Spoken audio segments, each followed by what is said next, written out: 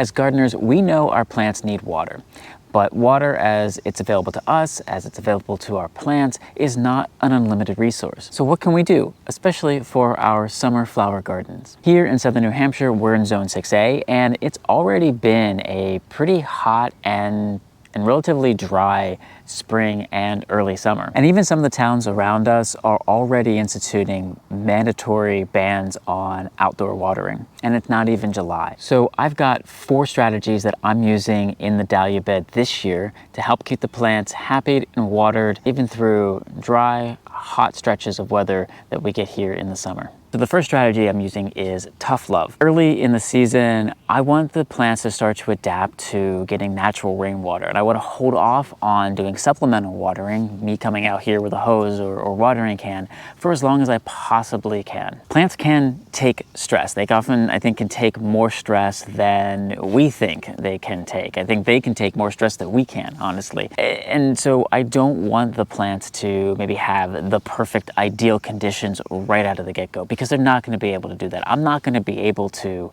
keep up with all the watering and all the perfect conditions they want.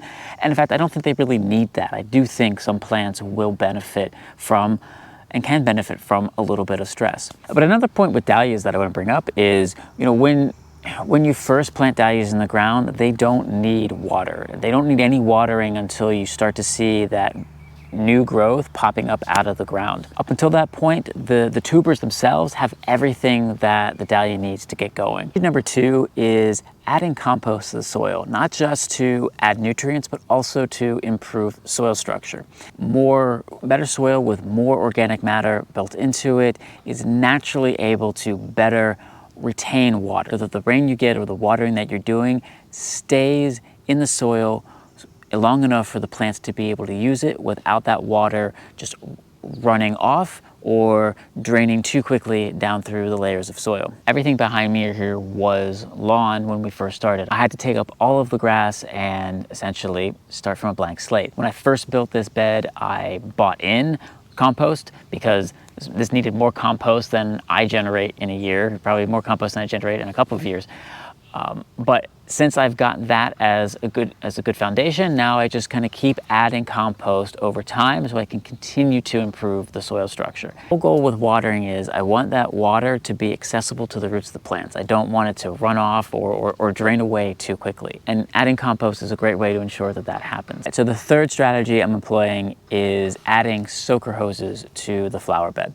Or you could also use drip irrigation or drip tape and things like that. We're using soaker hoses just because that's the easiest thing for us to install here.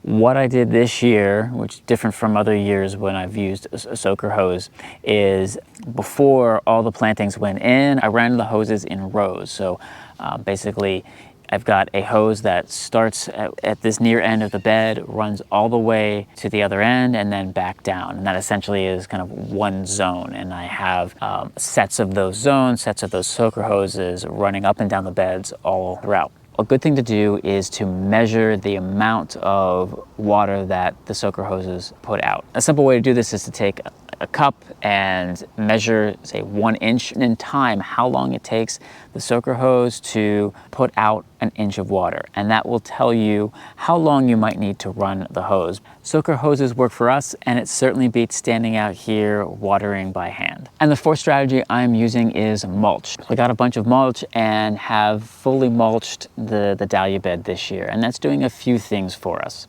First of all, it's aesthetically pleasing. It looks nicer, especially to be able to cover up all the soaker hoses. So it was key for me to put the soaker hoses in before doing the mulching. Apart from good looks, mulch is helping to retain water. It helps to limit evaporation. It helps keep water in the ground where the plants can get to it. The mulch is also helping to suppress weeds, which is great because nobody likes weeding a garden. Weeds are not just annoying, but they are taking nutrients, they are taking up water out of the soil, and that's going to be nutrients and water that's not available to the plants that you're trying to grow. And then finally, the mulch is going to break down and it's going to feed the soil, and that goes back to the second strategy of building up the organic matter and improving the soil structure for overall water retention. My goal is to keep the plants happy and hydrated all throughout the summer while also trying to conserve water. Well, I certainly can hope that we get enough rain this year, but if we don't, I have some strategies in place that will help keep the plants going. So give these strategies a try yourself and let me know down in the comments what you have found that works for you to help conserve water and to help keep your plants going in the summer. Thank you very much for watching. Until next time, happy gardening.